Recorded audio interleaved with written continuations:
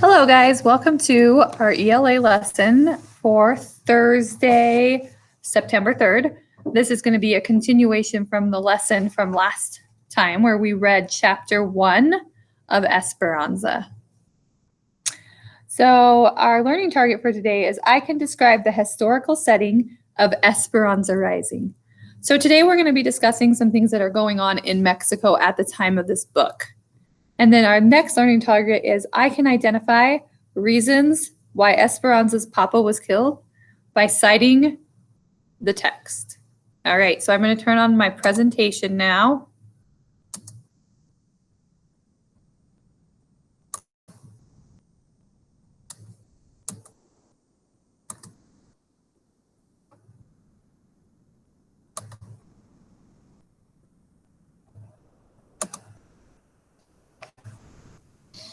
All right, let's take a look at this. Here we go.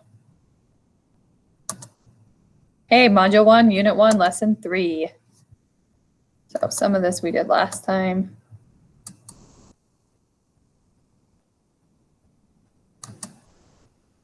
Okay, so we're going to be building background knowledge about Mexico and discussing why Esperanza's papa was killed. There are 3 topics that we will be discussing: government and revolution, neighbor to the north, and the rich versus the poor. So the key points when we talk about the neighbor to the north, or government and revolution, is that at this time there was a Mexico revolution going on, a Mexican revolution. In 1910, the poor and working class people of Mexico rebelled against the wealthy. They rebelled because land laws took their land away from them and they were paid poor wages for hard work and treated badly by wealthy landowners. Porfirio Diaz resigned. He was the president of Mexico, but fighting continued because the new leaders of the country didn't change anything. The Mexican Revolution was long and many lives were lost. The Mexican Constitution was written in 1917 and gave all people of Mexico rights. Fighting continued for many years. So when we were reading from this last time, there was a part when they were talking about how there was bandits, right? And Esperanza's mom says, "Change has not come fast enough, Esperanza. The wealthy still own most of the land, while some of the poor have not even a garden plot. There are cattle grazing on the big ranches, yet some peasants are forced to eat cats. Papa is sympathetic and has given land to many of his workers. The people know that." Okay, so that's what this is referencing, is the government. So even though the revolution had been over for 10 years, there was still a big divide between the rich and the poor in Mexico. And the poor people were very upset that the wealthy people had so much land. But Esperanza's papa was sympathetic or understanding of their needs, and he would give them some of his land. Our next section, when we're describing the historical setting of Esperanza Rising, is our neighbor to the north. So the neighbor to Mexico's north, as we've discussed before, is the United States. So in the Adam-Onis Treaty, Texas, California, New Mexico, Nevada, Utah, and Arizona were within the borders of Mexico. But during the Mexican-American War, Mexico lost nearly half of its territory to the United States.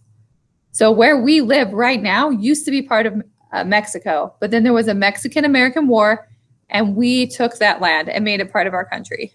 The United States won the war, and Mexico was forced to give its northern territories in exchange for very little money. This caused bad relations between the United States and Mexico. Our next subject is the rich versus poor.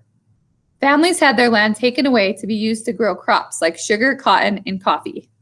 They were paid very little to work on the land for the wealthy landowners and were treated very badly.